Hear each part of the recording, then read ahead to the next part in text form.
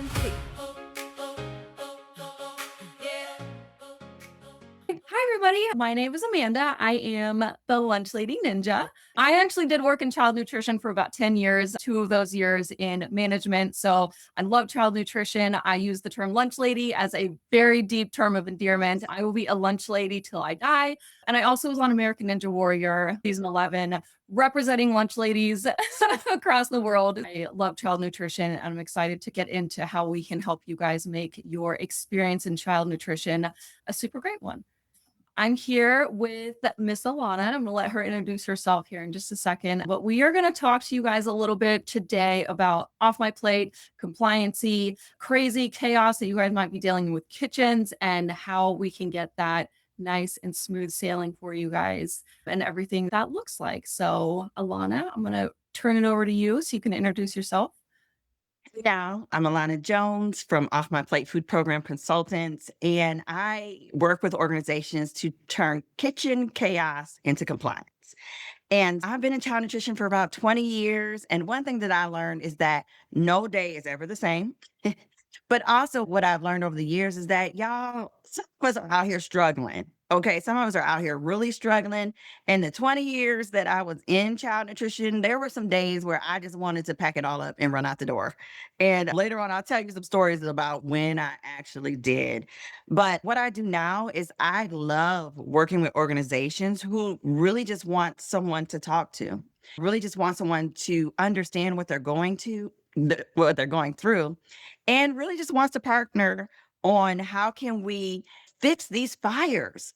And when I named my organization Off My Plate, what I was thinking about was all the plates that we have spinning on a daily basis.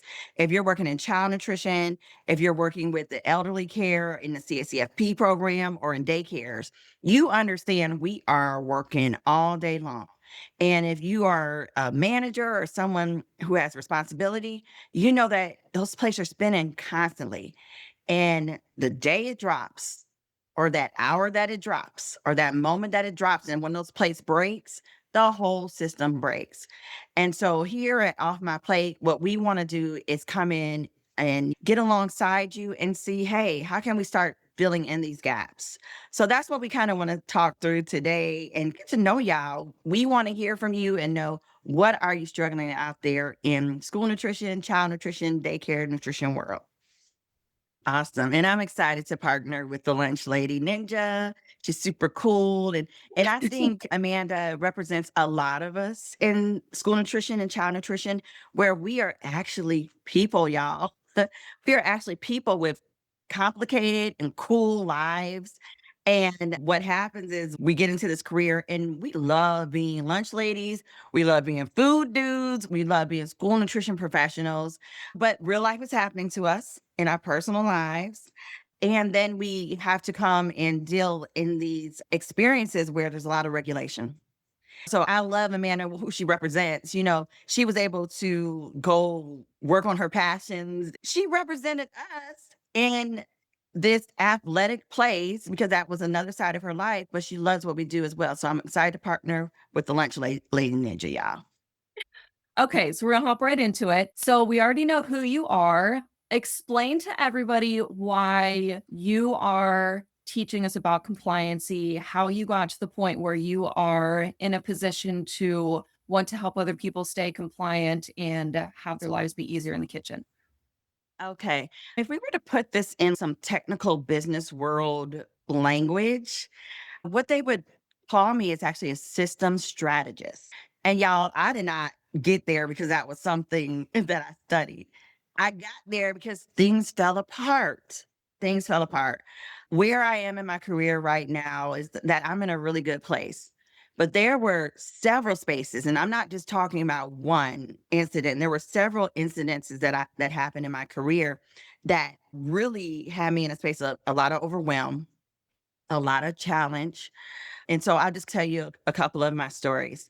So one of the major stories of my career was that I started in child nutrition in 2006. I accidentally found out about child nutrition from a school nutrition director, and I loved it. I loved it immediately. I loved working with the managers. Number one, the managers were my best educators. I learned everything I know about child nutrition from a school lunch lady, food dude, manager. Okay. And so when I first came in, I was working in administrative offices, but I got assigned to a kitchen. A manager broke their leg, so I had to be a manager. But I learned from other managers. And from that point on, I knew I wanted to be a school nutrition director. I finally got to be a school nutrition director. It's later in my career, about 15 years in. And I was super excited about it. But I had been working on a job for about 3 months and I got my first audit. Now, as directors, you always expect an audit. You know that they could be announced or unannounced. But what happened is that on the day that I was being audited, I was actually going to the training that I was going to be audited on. And so it was just one of those weird experiences where I'm leaving out the door to go to a training and auditors walking in. And I don't know what to expect. I don't know what to do. I didn't have anybody about it. So that's something we learn in school nutrition, that sometimes we're working in silos. So we don't know who to talk to. The previous director had retired, couldn't call on them. And so I just went along with the audit. Now, the audit itself went fine. But there was something that I experienced there that kind of really is the basis and the foundation of what I do with organizations now, is that there was a box checked on one of the forms that we had to submit for the audit. And that form is an annual application. That box indicated that we were serving a meal that we were not trained to serve on, that we did not have the required foods to serve on. That was one of the hardest lessons that I had in child nutrition. And that lesson is that when you have put your name on this document, you are signing up for everything. So you better know what you're doing. But how was I supposed to know what I was doing 3 months into the job with no training? Remember, I was heading out the door to a state training at that time. 3 months in, put my name on the documentation, signed a box. That box led to my first serious deficiency. And I'll say first because there were others. It led to my first serious deficiency. It led to me and my superintendent and our lawyer traveling to the State Department to fight that particular serious deficiency. And it led to us losing 3 months on the job. So when I talk about why do I do this, is because there are rules and regulations in child nutrition. As much as I love serving children and as much as I love working with the staff in school nutrition, child nutrition, CACFP programs, NSLP, I love all that. But y'all, the compliance piece is a serious piece. And it's something we're not talking about enough. It's something we're not preparing our teams for enough. And it's something that sometimes the person who checks the box is not the person who reaps the repercussions. And that was something that happened to me. And so that's one of the reasons why I do what I do. And I think that something else that needs to be mentioned here is when we talk about non-compliancy, people are not understanding exactly what can happen if you're not. It's not just a, oops, you made a mistake, go fix it. Yes. It can be a very wide range of punishments, if you will. So with the Head Start box, there were 12 years, two auditors before you, and your signature is the one that got put on that paper. Why were you the one that had to pay for that mistake? And let me back up. Yeah, that was the box. The box was saying that we were serving Head Start children, and y'all, we ain't have any Head Start enrolled. We were not even, that was not even an allowable meal to serve. But why did I have to be the one to suffer the repercussions? Is because I was the school nutrition director. I signed up for the job. I said that I would be able to operate that program as an administrator. The state gives you 3 years to actually finish all your training. So you could walk in and not actually have full training. Funny enough, I actually had training on the program, which is a whole nother story. But yeah, I was the one who had signed their name. And so was the superintendent.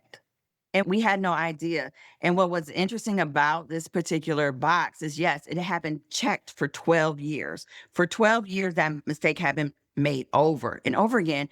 And there had actually been two previous audits and no one had caught it.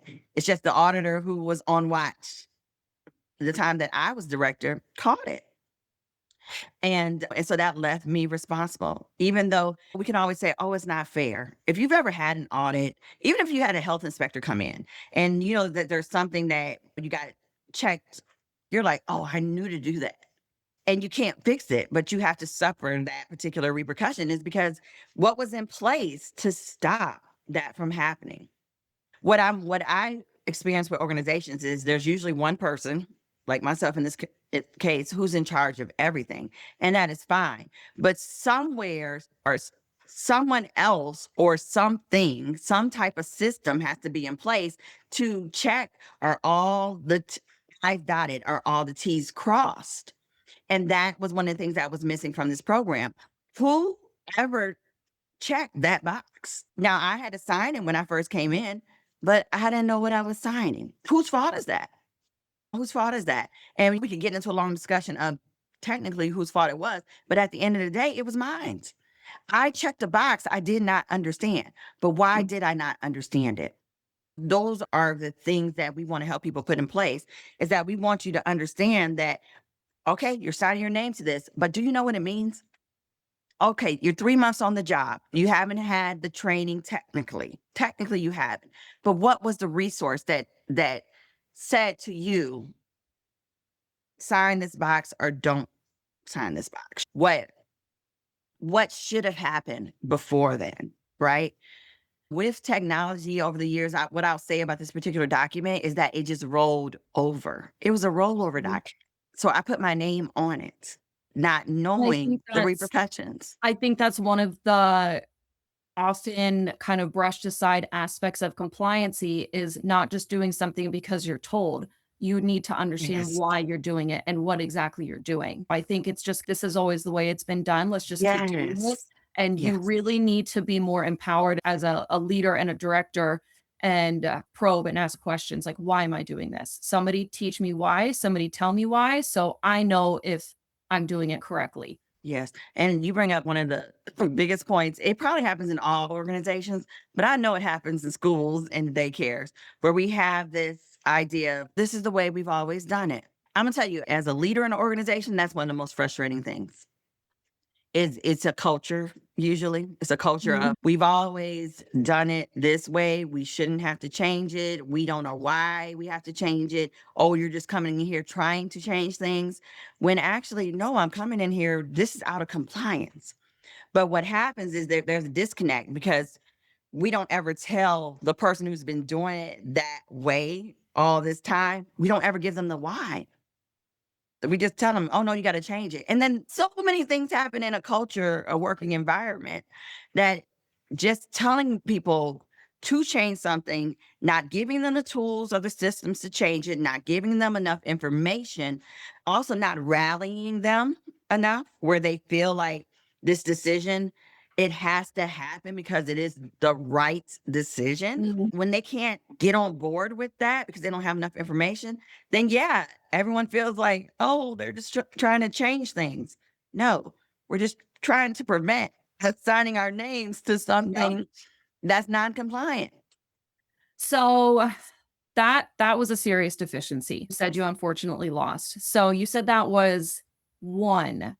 So explain the second one, the other serious deficiency that you dealt with.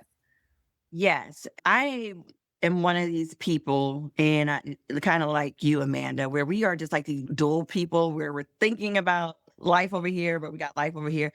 And so when I worked in school nutrition, I also owned a daycare at the same time. And so I was a sponsor at a school system and I was a sponsor at a daycare as well. So when that happened to me at the school system with the Head Start program, that follows your personal record. And that's something that people don't think about enough. When you have challenges in your program, that follows you in your career. All right. And so on my daycare side, I had a problem with milk one time. There was this challenge where we didn't have enough milk receipts to support the number of meals. So when that happens in a child care, because milk is mandatory for some meals in child cares, you will go through an audit and you do a corrective action. So in that case, I was able to say, okay, yeah, we were short milk. We will make sure that we purchase enough milk from now on going forward. So that happened a few years after that first Head Start issue. But then the State Department came back for a follow up. Okay. And this is the big one, y'all. This is what really brought the most damage to my career path in child nutrition. Where one day I woke up, I was just sitting at home. One day I woke up and I clearly heard someone say, Alana, check your milk receipts. And that's a weird thing to hear at 5, 6 o'clock in the morning. But I heard it. It said, check your milk receipts. And I'm like, milk receipts, home in the bed. What are we talking about here? But I heard it again, check the milk receipts. So at that time, I called my manager at the daycare that I was operating. And I said, hey, where are the milk receipts for February? And they're like, oh, yeah, they're in the file. And I said, when you get to the center, pull them out for me. I need to check them. And something was still bothering me. I was like, you know what? I'm just going to get up, go to the center myself and go get these milk receipts because it was just bothering me. And so I get to the center, I get to the files, I pull out the files, I start checking the milk receipts. Now, let me back up here. I was the person ordering milk. So I'm like, I know we got 110 kids. They're this age. We're going to order this much milk every week. We were ordering it from a big truck. It was coming in a little pours. They ordered the milk. Okay. I knew it because I did it. But when I got those milk receipts, I began to look at them. And I began to look at them in more detail than I had looked at at the end of the month, the previous month, because I checked receipts every month.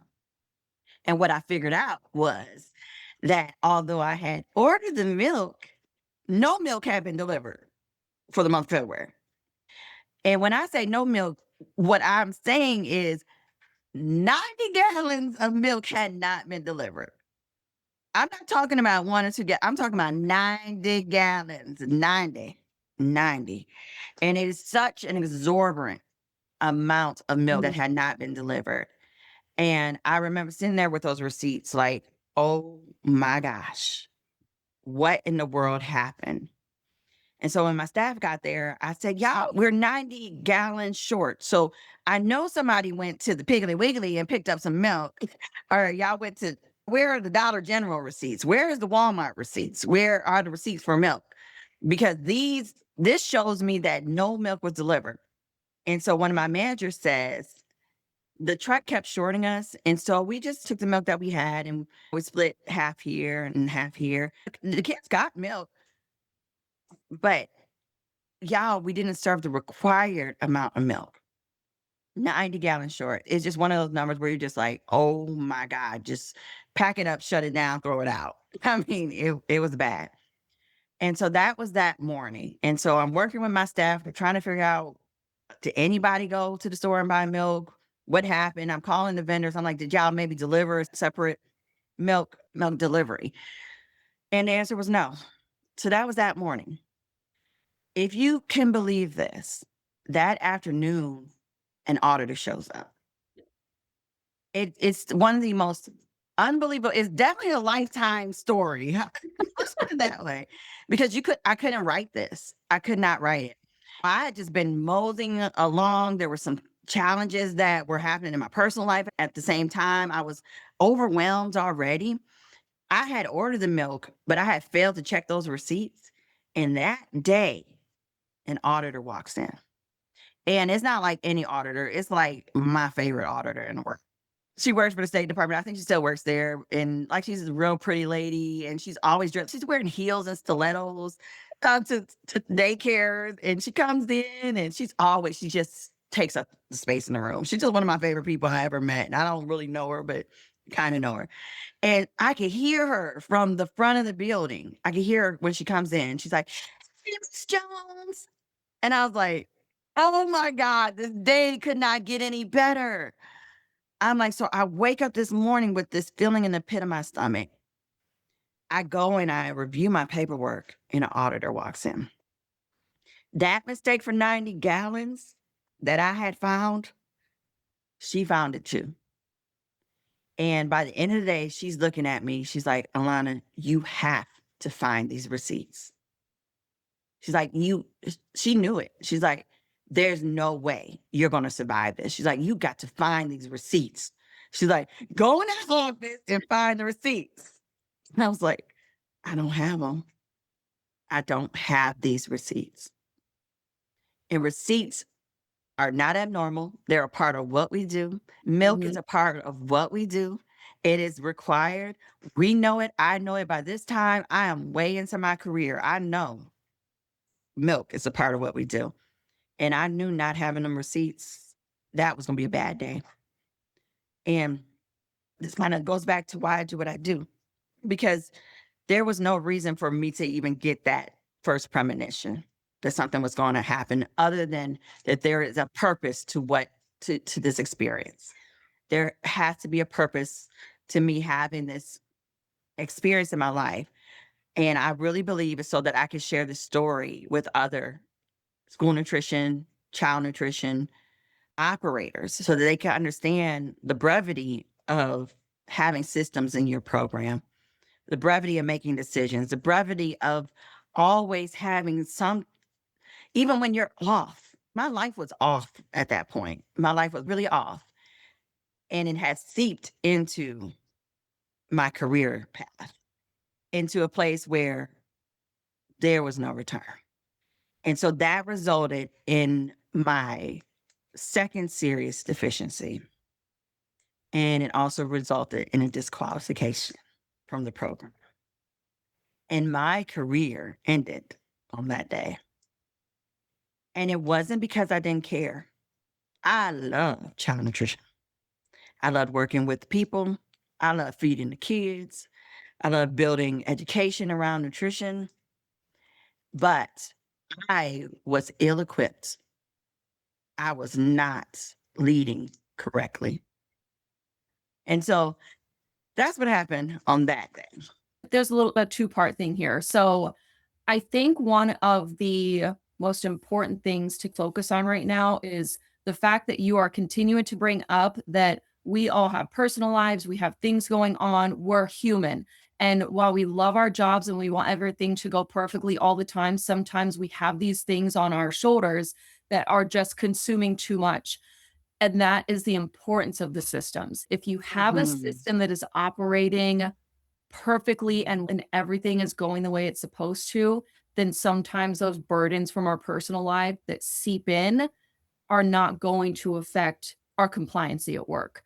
And I think that's the importance of systems, because if you don't have a system in place that is operating well, that's going to be the first thing that gets pushed to the side when other things kind of creep in. So when it comes to the milk, you said the milk wasn't really the problem. So what was actually missing? Because I'm not gonna lie, when I heard that story, I was like, how in the world did that happen? Because there were multiple points of failure. It was not just you, although you're the one that should have been making sure that everything from the top down was going correctly. The staff failed. There was compliancy issues across the board. So what was actually missing? Did you have a system in place that wasn't being implemented and followed? Or did you just not have a system and you were expecting everybody to do what they knew they needed to do? When this first happened, I was immediately upset, crying, distraught, bitter. And I was like, my staff, as soon as that came out of my mouth, I said, no, this is not a staff problem. And then I thought, oh, the vendor, they knew we ordered milk. They know no, no, not a vendor problem. And then I had to look in the mirror. I said, oh, Alana, you are a part of the issue. But even then, I had to realize something. It wasn't just me. It was the operation. How were we operating? What were the steps in place that could have prevented this?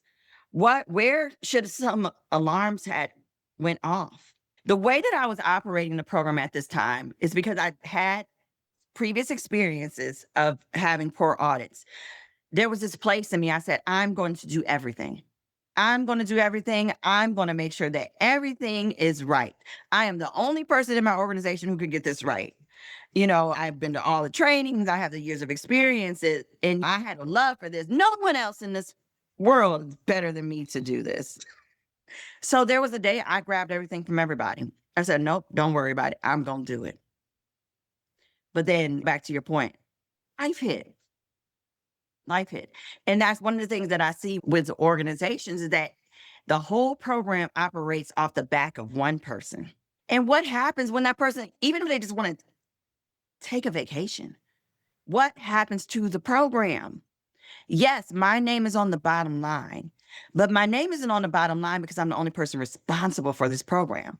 It's on the bottom line because I'm the person responsible for putting the systems, the checks and balances, the training, the operations, the tools in place. I'm a manager, I'm a director, and in some cases, I'm the visionary of the organization that organizes it in a way where we don't miss the milk. Don't miss the milk. As you said, there were many places where things could have been stopped and assessed. Okay, I placed the order, but where was the verification of receipt the week and a half, 3 days, 1 day before that milk was required to be served? Where was the stop? Who received the milk? Who communicated that no milk had been received? Okay, if it didn't get stopped there, what about the point of service? You mean a whole staff of people who serve milk to their children every day? No one said, hey, doesn't seem like we have enough milk. So we got a point of service sheet where these people have now signed their names saying they served a complete meal. No stop. When the documentation came back saying that we've had full meal service and here are the receipts, who looked at the receipts and verified that had been delivered? These are all stops in the process where someone, something, some tool, some trigger, some alarm could have went off at any one of these points. That is not the staff's problem. It's not the vendor's problem. It's not me as the orderer's problem. It's a system problem. The system was broken. So did I have a system in place? Yes, I had a system in place that I would order. The milk would get delivered. The milk would get served. That milk would be accounted for on a meal sheet and a production record. I would review those receipts. I would file that claim. There was a system there with multiple broken pieces. And that's how many of the organizations operate. We have a system. We know what to do. We know we're going to order every Thursday milk for the next week to be delivered on Monday. That's a system. But what about those checks and balances? That's what was missing. And as a leader of that organization who signed my name, I said that I had a system in place. I said that I was capable of operating an organization that would catch those missing pieces. And I wasn't, and I didn't. And that's what we have to help other people figure out and stop from happening. We have to stop this brokenness from happening because, like I said, my life was falling apart on the personal side. So I went all there. So there was no catching that receipt on the other side. I wasn't there. So, But if you had a system that was operating on all levels the way it was supposed to be, and it goes back to the why, a lot of times the frontline staff is also in a position like you are in with the box. Just check the box. You've always checked it, yeah. just check the box. Give them the milk. Just give them the milk. They need to know the why. They need to know the why of these systems being in place so that they understand when there is no milk, why it's a big deal, Why it's a big deal. and that it needs to be followed up on their end as well. So the milk is like a situation that everybody can break down in a different way for something that they might be in their kitchens. Everybody's dealing with something like this that is just a struggle for them. It might be a point of sale thing. It might be an area where their system is just broken and it's not working. So if somebody is watching this, their program looks like yours did, they're struggling. Is it actually fixable? Can they fix their program? And if they can, what's the first thing that they do to fix it? Yes, I know that it's fixable. I absolutely know that it's fixable. But what it requires is the challenge. The leaders in these programs have to stop. They have to take a moment to stop. And that is the biggest part that I think some of them have a challenge with is we can't stop. We can't stop what we're doing. But if we do not stop and assess where we're at, we would keep on operating in broken systems. And so that's usually the first part is that we stop with an acknowledgement of that, hey, something is broke here. Okay. So we start with this, okay, let's do a diagnostic. Let's figure out what's broke. On the surface, it looks like we get food in, we serve meals, and we do claims. That's great. But we have to really start figuring out why is there a fire every day? Why are the point of meal counts low every few days and one day is high? What is the documentation and the data telling us? We have to take a deep dive into each section of our program and begin to evaluate it. We have to find the priorities. And so often this begins with a vision for our program. And that's not something that we often talk about in child nutrition, but we have to have a vision. And it's got to be bigger than just feeding the kids wonderful meals, because that will be a byproduct of making sure that everything else is in alignment and making sure that everything else is systemized. We're going to produce great meals. We're going to make sure these kids get fed. We're going to make sure these elderly persons get fed and get fed well. We're going to do that because that's what we do. But we have to also adapt this idea of being compliant is care. It's care. You're showing us that you care by staying in compliance. But it starts with really acknowledging that there's a problem and not being in this place, oh, I'm so overwhelmed, I just won't do anything. Because that's how we get. I remember there were days where there were just so many things to do. I didn't do nothing. I didn't know where to start. And so that's the first place that we start. We start with this diagnostic of saying, okay, what is the requirement? And where do we stand against that requirement? And sometimes it's just as simple as a self assessment. If you are producing your menus the day before meal service every month, it's a good chance that you probably are going to end up with a non compliant menu because that's a broken system. If you are down to the wire on submitting your claims every month, okay, that's two ends of the spectrum. Sounds like they're probably broken. We start with those stress points. What are the things that are the most challenging for you? For some people, it's the finances of the program. They don't have enough finances to even hire staff who could even help them so that they could delegate, so that they're not the only person operating the program.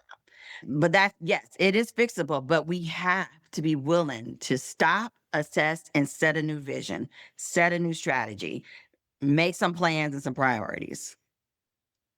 So I feel like when people are sitting here and they're listening to this, managers, directors, people in leadership roles, and they're hearing build a system, I think that they're automatically envisioning paperwork, more paperwork. Building a system is going to automatically mean more work for me. So explain how a well-run system is actually going to cause less, not less work, but less stress, not as much paperwork. Explain how a system is going to make things easier for you and for your program to run well. Yeah, and that is the common conception, more paperwork. And in some cases, it does become paperwork. But we got to get out of this idea of it just being paperwork. We got to get out of this idea of just having a checklist. We need to get into the space of understanding the why and helping our staff understand the why. I needed my staff in that milk scenario to understand at the point of service that a 2-year-old needed a certain amount of milk. That's the system. I need them to understand that. That is not paperwork. That is training. And that is a type of understanding why we do this. What does a full plate look like? You got your meat, your bread, your fruit, your vegetable, your milk at a certain requirement. Do we have any whole grains every day? We need our frontline staff to know that full scenario. They have to know that. It has to be deeper than them just saying, oh, I gave a kid a meal today. Yes, it takes time to systemize that. Takes putting in place a training system so that not only does this current employee know that, but the employee behind them knows that as well. Where's the training of that particular task? Does it start on a piece of paper? Most likely. But it has to be something that is really brought into the purpose of what they do. If we're working inside of a childcare and they're serving that meal, I need that childcare person to understand that serving a complete meal to a child that checks all of the boxes, that has the milk, that is a great meal, but also has all the reds and the oranges or whatever is required. I need them to take that in as a part of the essence of what they do every day. There is purpose behind every plate that we serve. That is something that we have to ingrain into the cultures of what we do inside of school nutrition and child nutrition and elderly care services where meals are served. That this is more than just serving food. There is compliance behind it, and we are committed to that level of compliance. So a system obviously requires a bit of paperwork. I think that's just part of the job. But I feel like a system essentially is just a routine, especially if you're on a cycle menu, that kind of thing. Every Tuesday should look the same. Every Wednesday should look the same. This nice routine. And I feel like for the most part, everybody has a routine in their daily personal lives. They have this routine they go through every day, every week, every evening. We're set in our ways. Why, and it's easy for us, I feel like, to establish our routines in our personal lives. Why are these routines or systems so hard to establish and maintenance and maintain within programs? Because that's where a lot of the breakdown is, the system is not being put into place properly. Why is this routine so hard to follow and implement within programs when we can do it so easily in other parts of our lives? Because in our personal lives, there's a repercussion. And if I don't pay my electric bill at my house because I don't feel like it and my electric gets shut off, then I sit in the dark, I'm not gonna do that again. However, if at a organization, if I don't serve the right scoop size of the corn, I serve a quarter cup instead of half cup, and the production record said half a cup, there's no repercussion. And I'm not saying, okay, we get to the place of firing or terminating somebody, but when who's the evaluator of that system? When did we find out that we only served a quarter cup instead of a half cup of corn? And so we were out of compliance for the day. And then what was the repercussion for that? And repercussion, it sounds like it's a terrible term and it sounds like it's going to be difficult, but sometimes it's just a conversation about why. Mhm. Today, yeah, it's like we got quarter scoops out here. We need half cups. And then, who checked before we size out there? Did we have a new employee on site and they just grabbed any scoop that they saw? This is an opportunity to educate that person. And when we are building compliance as care, purpose behind our plate, when we're building all that into the culture of what we do, then we can easily and gently say to that person, okay, we serve half cups because this is the required amount that is served every day. This is the scoop. But it has to be a team effort and it has to be something that is now ingrained into our culture. And when it doesn't happen, it has to be acknowledged. And that's the part that sometimes I think leaders have a little bit challenge with. And we're like, we don't want to rock this boat. They've been doing it this way their entire careers.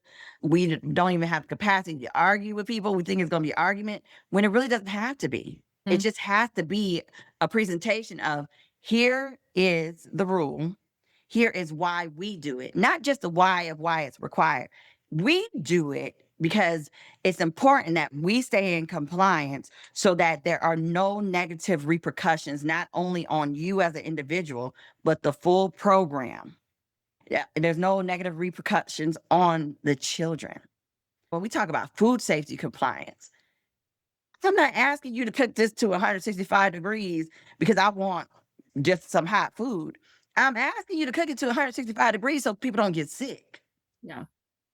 We sit in these HACCP trainings every year. We sit in these food safety trainings every year, and we talk about the degrees to cook it to. But what we really need to talk about is that we don't want kids to get sick. We don't want Mhm. people who have compromised immune systems, who are elderly, to get sick. When you say it to a person that way, they're like, oh, yeah, now I'm definitely going to make sure I take the temperature on Mhm. this because I don't want any of these babies to get sick. So, it when I'm talking about compliance, yes, I'm talking about the paperwork, but there is this human factor in everything that we do. There's this humanity in everything that we do, where it's not just this black and white compliance. We have to get our people to really feel this. And I think lunch ladies and food dudes, we love what we do. We love working with the children. And so we innately feel pride about what we do. Mhm. It's a natural part of who we are. Now we just got to make sure that happens on the compliance side too, you know. So you mentioned something about rocking the boat and making sure that everything stays compliant from an expectation standpoint. And that's actually something that I encountered quite a bit when I was in the district that I worked for. There were certain expectations and systems in place for the district as a whole that were not being enforced from one school to the next.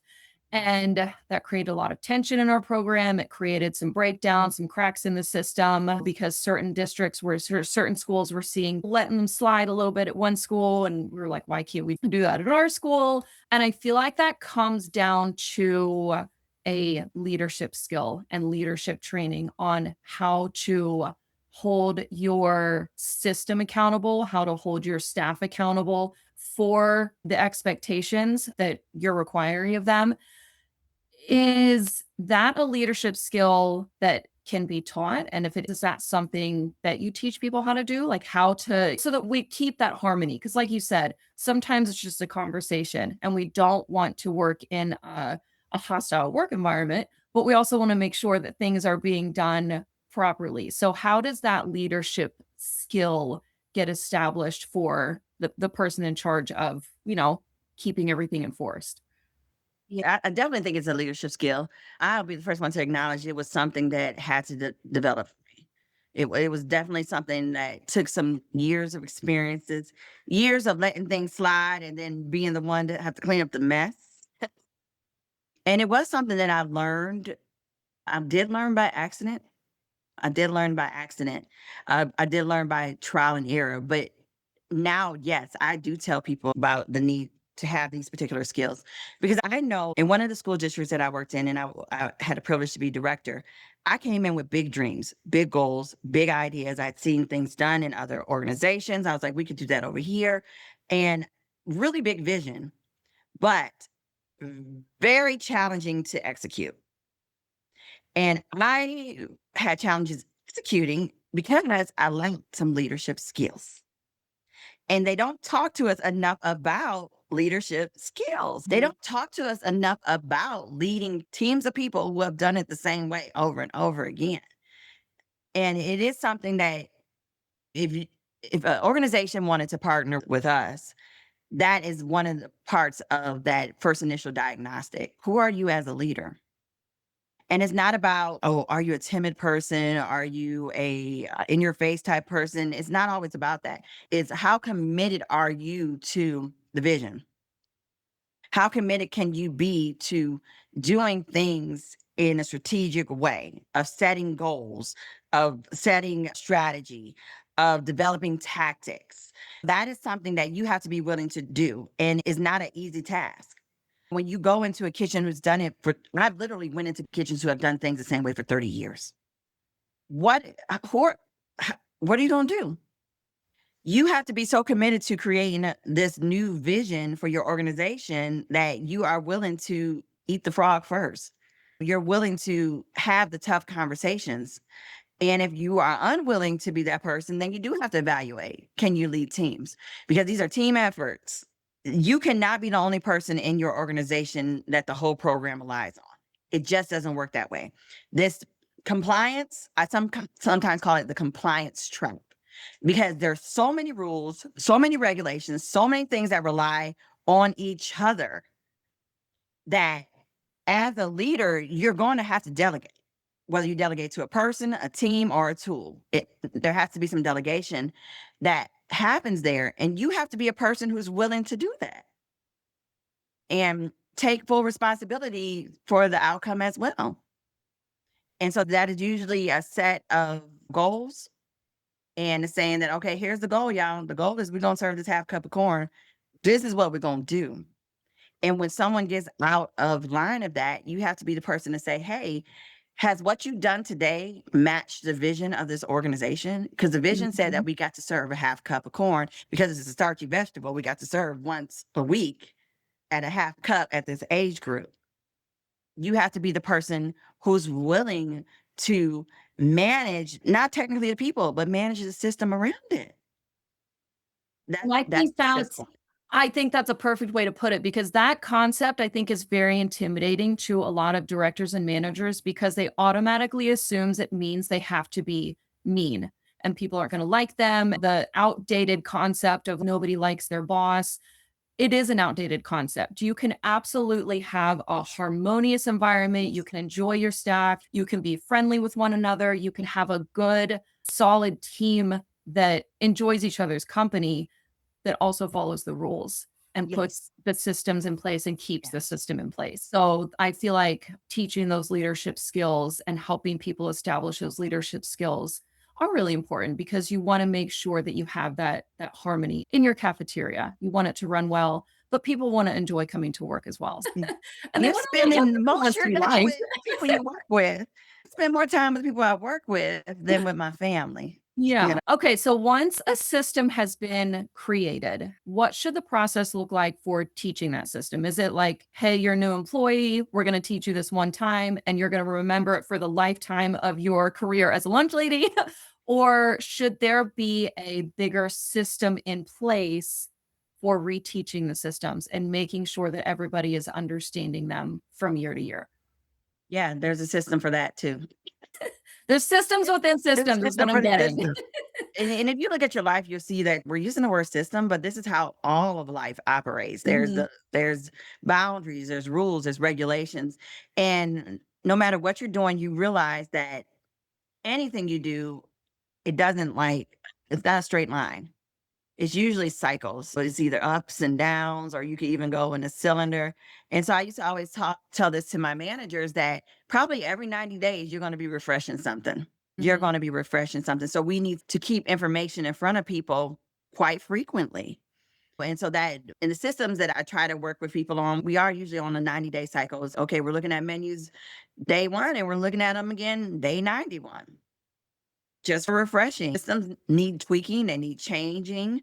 New people come in, old people exit, things get dropped, things get missed. And that is a part of that training atmosphere is that we're constantly training. Yes, you have to be constantly training. Some people feel like child nutrition, we train that first day of school and that's all the training that we do. And that's one of the mistakes that we make. If we only treat it as a program opening education tool, then we're gonna miss something.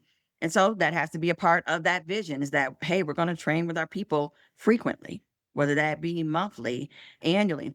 And then we gotta train on people's levels. I'm Mhm. an auditory learner. And so I'm not gonna read nothing. It's so crazy now with I don't read everything. I ask AI to read it back to me because my brain works in a way where I have to listen to something. I can listen to it and I could go physically do it. It's just the Mhm. way my brain works. And what I've found over the years is that people are so different in the way that they learn. Some people could watch a video. Some people have to do the task. Some people need pictures altogether. Some people need hearing. And so we got to make sure that however we are educating the people who are responsible for this program, that we have multiple ways and levels to educate them. And how are we going to evaluate that process? It's one thing that you tell me to serve this half cup of corn. All right, you told me. Now display it for me. Now come back and check to make sure that I did it right. If I have not done it right, give me some gentle correction on it. If I haven't done it right the second time, have to be a little bit more gentler. A little firm in the second time. But that is a part of the full educational process is that we tell you to do it. We do it together. You do it on your own. We come back and evaluate. Maybe we do it together again. Maybe in the midst of that, we find out we need to tweak one of those steps. And tweaking is fine. But what's our outcome? Did we get to the outcome? And are we at the outcome consistently? And the only way we know we're at the outcome consistently is that there is, again, something else at the end, the middle, the beginning of that process that directs us into the process, helps us learn it, evaluates it, and it now becomes a consistent pattern of what we do in our organization. So, if a director only has time to build one system, which one is it? So what is happening in the organization right now is that it may be a director who feels overwhelmed, maybe a director who feels like they're reactive. So they're walking in to the fire. They walk in that morning, they're getting calls 6, 7 o'clock saying this is down, this isn't working, this is what we need. They don't really know where to start. They didn't really have a plan for the day in place anyways. And so they just start fixing. They start fixing. And so they're probably really good at fixing. They've been fixing for years. It has worked. But today is like, okay, I'm fixing a lot of stuff at one time. So this is where I need that director to really figure out a place where they can stop. Okay. Maybe it's that afternoon. Maybe they put it on their calendar a week from now. This is when I'm going to stop. All right.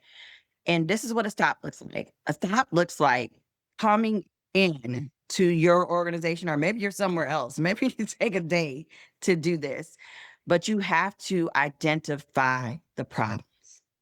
You have to start there. If that day when you came in, everyone was calling you because the POS machine had went down, and you know that's happening every Monday morning, that has to go on your problem list. If you come in that day and you're shorthanded and you got 4 schools that are shorthanded or you're down for a person, that has to go on the problem list. You have to start with a brain dump. Where are the issues? Why do I have a fire every Monday? Why do I have a fire every Friday? Why can't I get out of the office on time? You start there. That is where we have to start. We have to start with this self-assessment of here is a list of the problems. And I know we don't want to talk about problems all the time, but we got to be realistic about what's Mhm. happening and what is not happening. When we begin to list these problems, we'll start seeing a trend. We're going to start seeing a trend. And that's going to help us begin to identify, okay, what do we have to address first? Because this is with any problem in life. There are some things that when you address them, I actually call this the domino effect. That if you set up dominoes, not playing dominoes, but if you set them up and you set up one behind the other, one behind the other, you can do it around your whole office if you want. When you hit that first domino, it knocks the others down. And so when you have made this problem list, and I'm talking about everything you could think of, everything that you're seeing on a regular basis, you're going to start seeing this trend. And maybe you're going to start seeing that there's a trend and it has something to do with your documentation systems. Maybe the documentation is not getting the outcome that you need. Or maybe you're going to see our meal pattern. We don't have a menu in place. And so when we don't have a menu in place, we can't do the order. And so when we do the order, we're going into the grocery store, we're buying cheese puffs instead of Cheez-Its, causing these issues. Or maybe in that trend of problems that it is a staffing issue.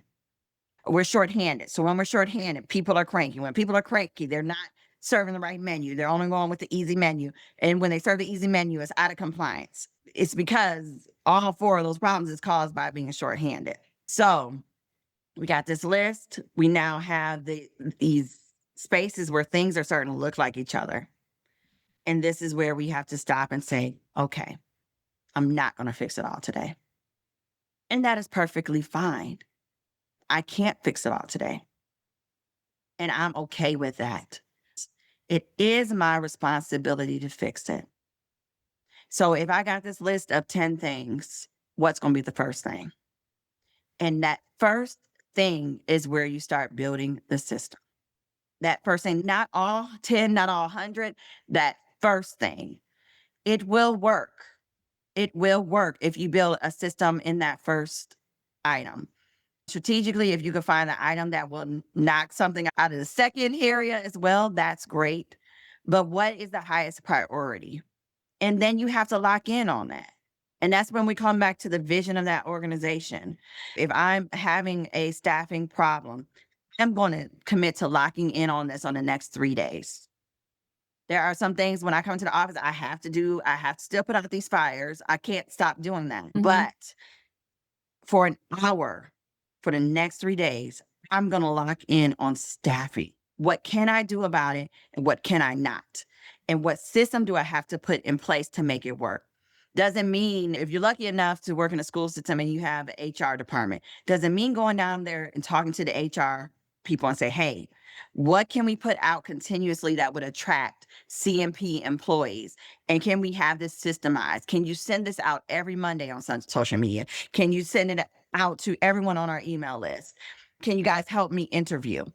And you begin building a system around that, knowing that 'cause you got to have some bodies. And then you begin to walk through that system. I need a person. Now I got a person. What do I do with them? And that becomes your second part of the system. And see, and this is the part that gets scary for people because they're like, oh my gosh, that's a lot of stopping and that's a lot of work. But the alternative is being stuck at work on a Friday night trying to get your claim in because your organ was so shorthanded that you had to work a school. You had to go in there, be manager, assistant manager, cook, dishwasher, serve the food, and you never got to do your work in your office. So you got to stay till 6:30 on a Friday night to get all that done because you're the leader. So do that. If you want to continue to do that, then do that. Sacrifice your own personal life and do that. Work on the weekend. Do that. Or do the alternative. Take the time and get in front of it. If you solve this problem of short staffing, if you solve that problem, could that possibly give you back your Fridays so that now you could be in the office serving your menu issues now? If you solve your staffing problem, if you solve your staffing problem and you solve your menu issues, could that not give you some time to solve your culture issues, your finance issues? But we don't want to stop. We just want to grind in and we want to work harder. We say, okay, it's like me. When I had those serious deficiencies, I said, I'm just going to do it myself. And I still failed. I operated a system that only I knew. Something about that milk story is that my assistant director came to me the day we had the audit, and she said, if I would have just knew to check the receiver receipts, I would have checked them. That's what she said to me. As she sat and cried with me.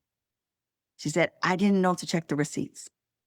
You mean all them years I was doing it on my own, I had somebody who was capable and willing to do that task. But I wouldn't really sit there and examine where we were. I just took it all on myself.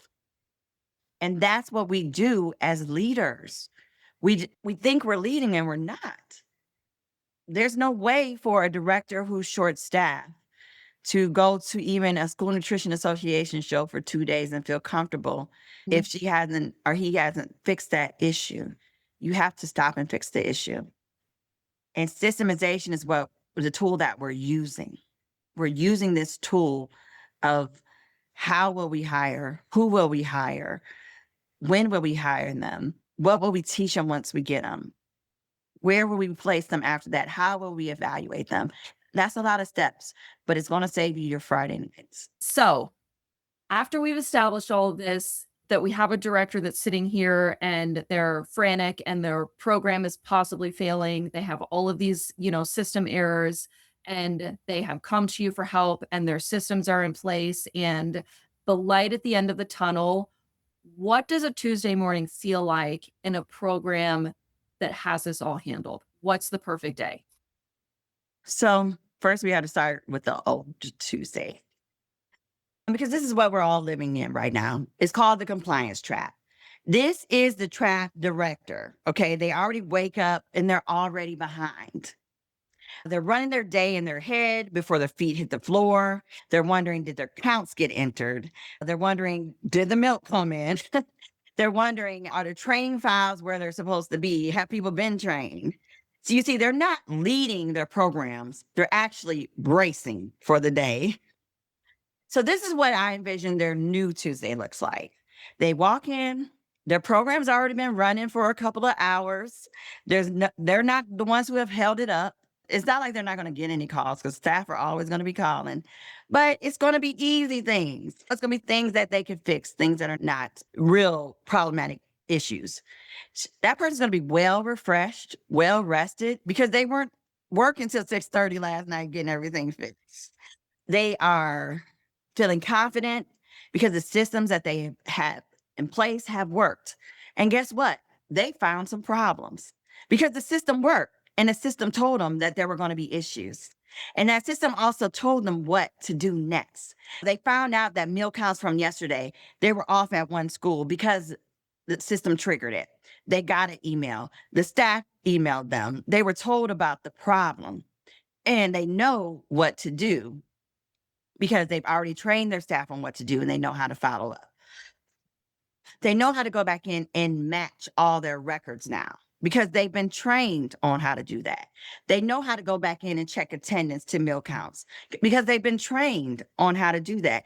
And that director feels confident with them going ahead and fixing that. And so, because they put those systems in place, the outcome to correct that particular issue is a byproduct of what they've already put in place. So that's how they feel. Now they could go about their day, actually just managing the day to day.